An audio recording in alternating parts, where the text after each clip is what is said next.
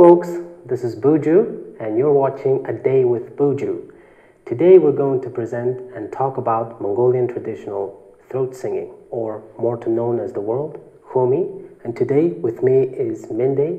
He is a famous throat singer in Mongolia, and today he's going to demonstrate us and teach us how to practice and learn Mongolian throat singing, or other words, Khuumii.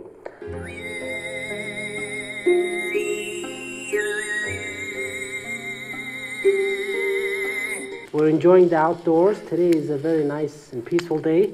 The weather gods are smiling at us, and we're going to be talking about Khuumii, or the throat singing, about its origin, and also about its how difficult to learn it, and things like that. So I would like to start the question from Mr. Mende about throat singing, the origin. Well, when it comes to its origin, what we are doing right now is where it's originated from. It's originated from nomadic Mongolians. Basically, it's an art of vocal organs. With the help of vocal and breath, it's played. In other words, it's an art of throat. Western Alta Mountain, where more specifically Chandamansom, Hot Province, this is where Khuumii is well preserved to present days, and it's spread to Gobi and Hanga region and performed widely.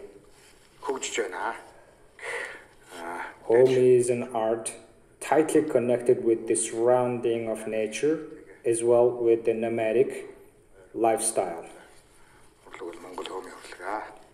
Khuumii is grouped into two main styles of narrow, and the other one is called wide. The narrow is called iskre, or higher pitched whistle. The wide one is harhra, which is commonly performed by the famous group called the Who.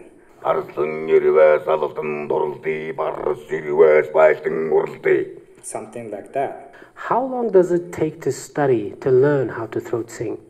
The head of Mongolian State University of Arts and Culture, Ms. Kantsik, a Khuumii researcher, and my tutor, Odsurung Batar, who is originated from Alderhansom or Zakhum province.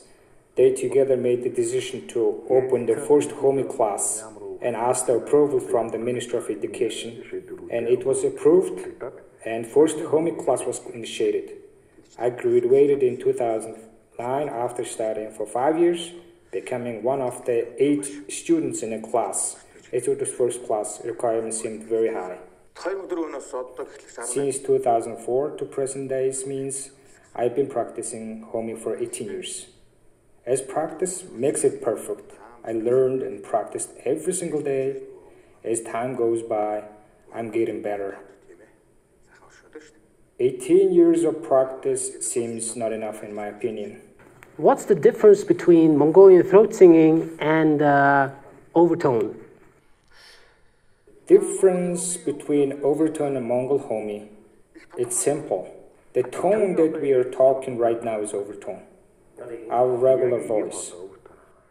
But Khuumii is, let me take an example. The tone we are talking, as you notice, it's using force to control your voice.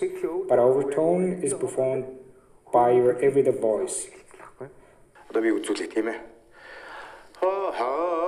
The tone we speak to each other.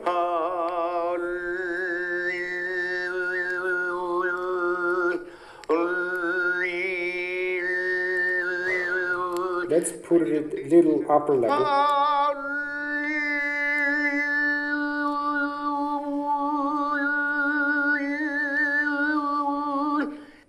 The sound I performed is overtone. Distinguish between Khuumii and overtone. The breath is squeezed in deep throat strongly, then it's locked in the throat. We performed overtone, but this time let me demonstrate Khuumii.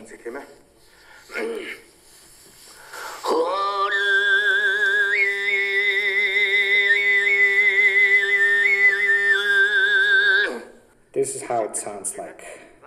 Alright, our tea is boiling. Let's decrease the strength of our fire.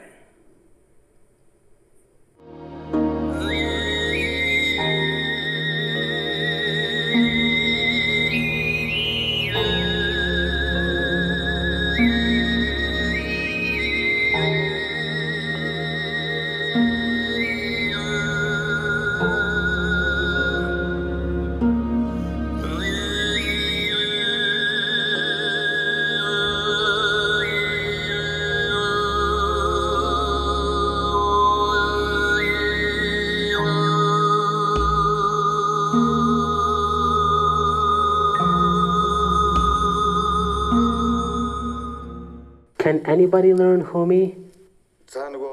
Anyone can learn Khuumii regardless their age, gender, and nationality. Let me tell you an example. As I mentioned before, Khuumii is the easiest to learn and practice. In 2019, a 74-year-old Italian lady came to me to learn Khuumii. For first few days, we had some difficulties. Every time I performed Khuumii, made her cry. I told her not to cry anymore. Let's start our lesson. You paid me, therefore I need to teach you Khuumii.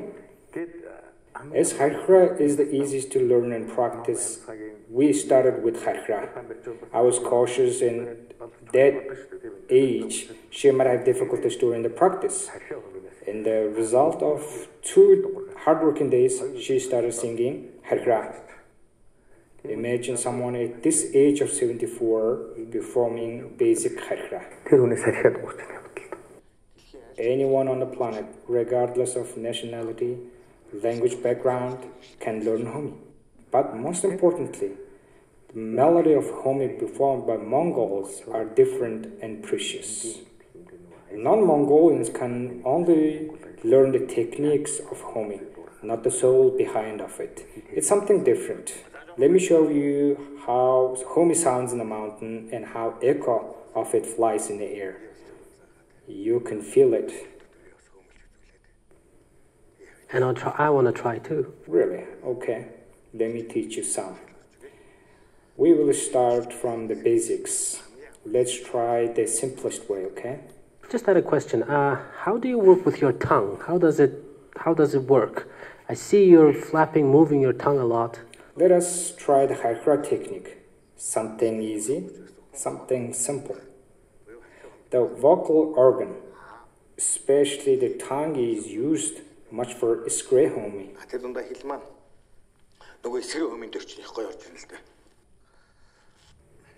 The tongue should be like this, upward, like this spoon.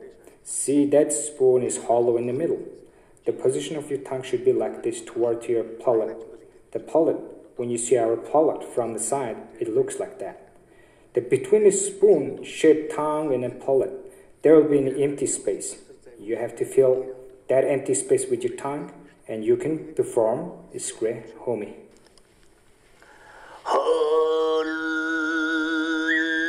From now on, you have to play with your tongue.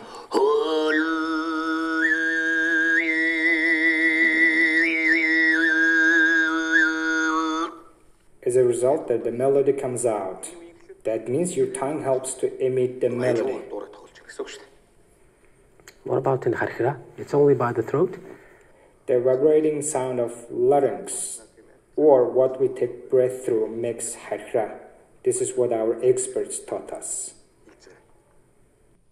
But it's not difficult to perform sound Kharkra. For example, when we smell smoke, it makes us cough, right? Like that. You pretend to cough. As you cough, try to make it to a droning sound. Yeah, that's it. Now try that constantly.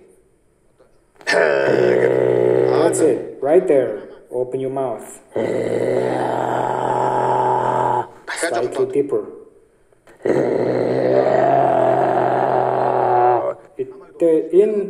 At the end of it, you put it into your nose. Performing in the mouth and the nose, it's 2 different sounds. Of course, in the Khuumii, there is a specific nose technique. Skre Khuumii is performed in this technique too. It seems nose technique is comfortable for you. Okay, let's make it through nose. When you fix your throat, you can feel the vibration. You can feel the trembling.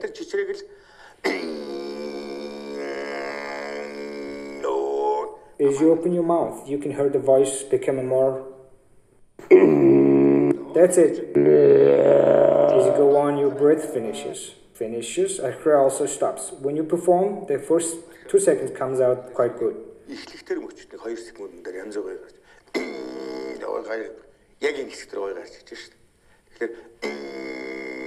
You have to hold the breath for a little longer as you feel your throat trembling to make the perfect sound.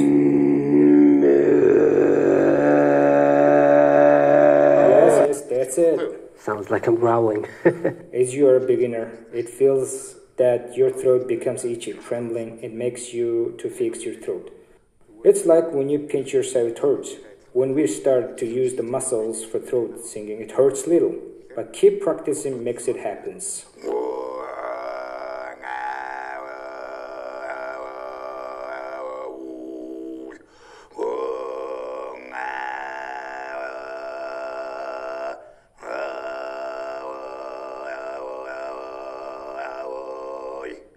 As you practice more, you can emit melody. As we are in the nature, listening to our natural sound and perform Khuumii, imitating natural sound, basing on your sense. It's a natural art. What's important is find your own style and hard work on it. What about the different regions of Mongolia, like the Altai Mountain region or Central Mongolia, Gobi Desert? Are there any different? As you know, our neighbors, Russia in the north and China in the south. Tuvans, Halmaks perform Khuumii in Russia. Altai Mongols, people in Gorno-Altai region, those who live along the mountain Altai towards to north, perform Khuumii. In the south of Altai Mountains, there is a region called Xinjiang Uyghur region. The inhabitants perform wooden sword, or harkra is commonly performed. Since the days of Genghis Khan, it's been existing that they perform Khuumii constantly after the folk songs performed at the feasts. How it works is that as your breath runs out singing Khuumii, the person next to you takes it and continues singing it. That way the Khuumii is performed constantly. It's called in harkra in Mongolia, a throat sword in Mongolia.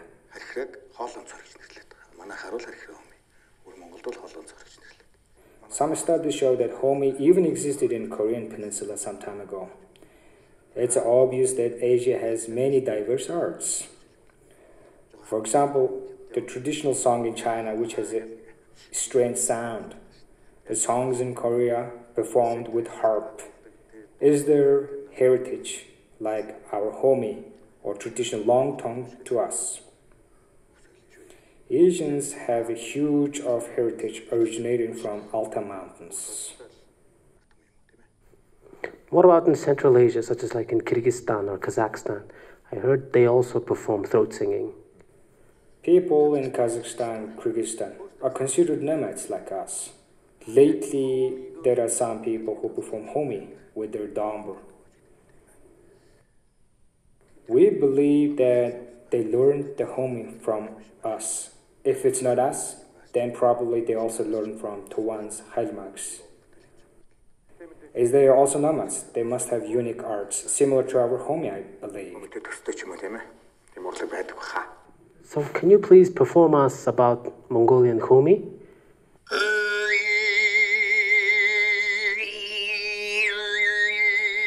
Okay, now we're in the wilderness, and Mende is throat singing, and you can hear the echoes.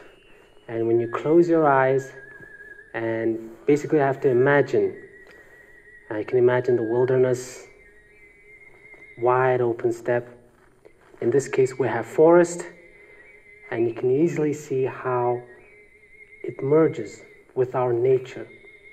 It's just absolutely incredible.